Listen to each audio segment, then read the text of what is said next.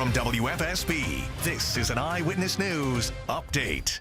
Good morning and thanks so much for joining us on this Thursday. I'm Marcy Jones. Let's take a look at your top stories today. Now to a developing story we're on top of in Bristol. Police say they found a vehicle they believe was involved in a shooting.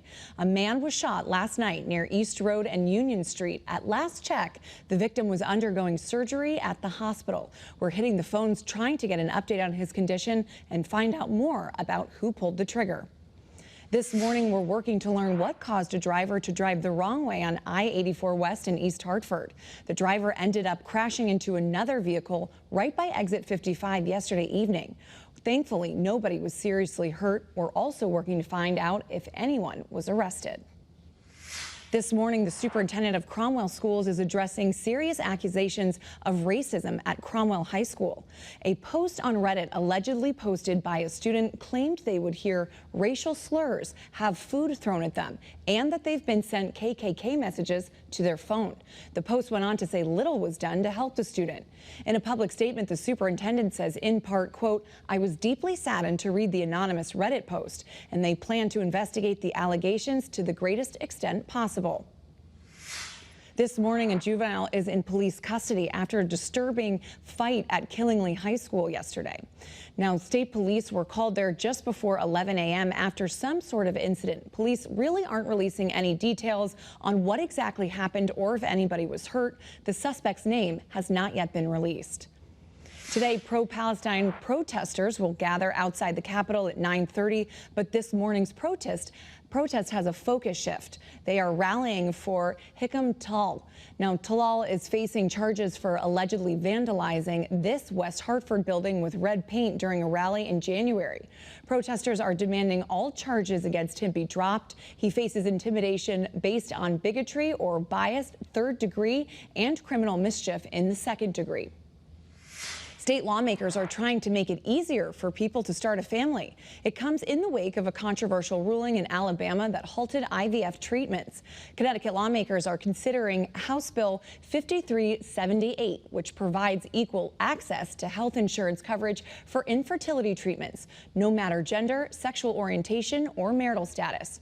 Right now, single people or LGBTQ plus couples cannot qualify for some insurance because they aren't legally infertile, according to the state's definition.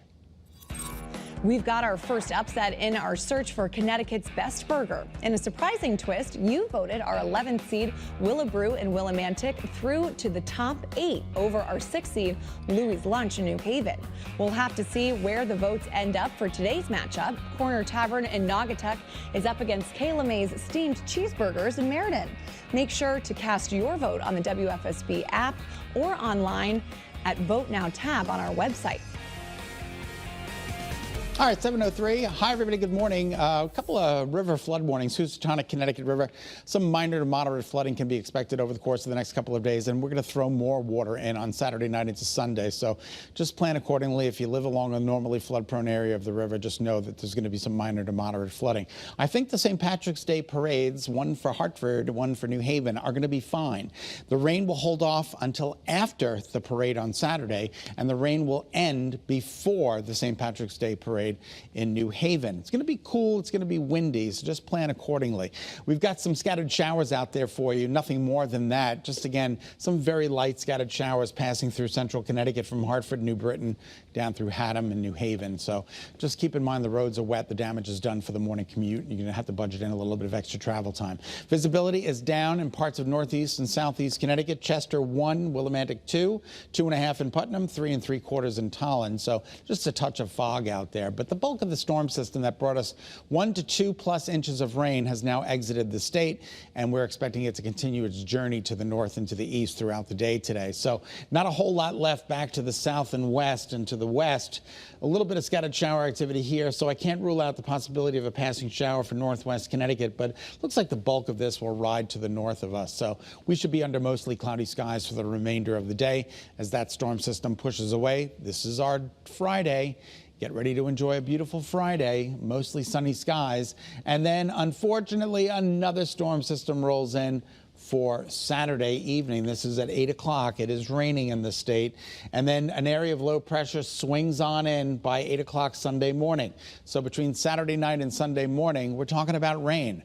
1 to 2 inches of rain with that area of low pressure swinging on through. But by the afternoon, Sunday, we should be under partly cloudy skies. But we have gone ahead and issued a first alert for this time period. Saturday night through Sunday morning, more rain, heavy at times, 1 to 2 on the way. And that could lead to some poor drainage flooding, some river flooding, and some basement flooding with the amount of rain we've already gotten. Look at the breeze in New Haven. This camera never moves, but it is moving this morning. You'll notice the pedestrians without the umbrella. That's because the rain has turned off, but there is that breeze out there, Old Glory, moving around. So excessive rain, there's none expected today nor tomorrow, but Saturday it does return into Sunday morning. Temperatures out there this morning, well, they're close to where they're marching today, into the mid to upper 40s and low 50s along the shoreline. There's that sustained wind out of the northeast. It's 18 miles an hour. Woo, that's something. Let's check in with the gust. 30 to 31 miles an hour. That's why that camera is bouncing around. And your cars, you're going to need both hands on the steering wheel and concentration. Kids, you will be outside for recess today under mostly cloudy skies and fairly comfortable temperatures above average, 50 for the ride home. So there goes the shower activity, mostly cloudy skies throughout the day today. Maybe a little hint at the sun as it's setting down a little bit later this afternoon into the early evening. And then tomorrow is a beautiful day of weather with mostly sunny skies. Temperatures today top out in the upper 40s, low 50s, 7 days ahead. First alert for Saturday night into Sunday morning. Monday, Tuesday, Wednesday, looking good. All right, we're going to send it back to you, Marcy. Thanks, Scott. And thank you for tuning into Eyewitness News. Remember, you can get news, weather updates anytime on the WFSB app. Have a great day.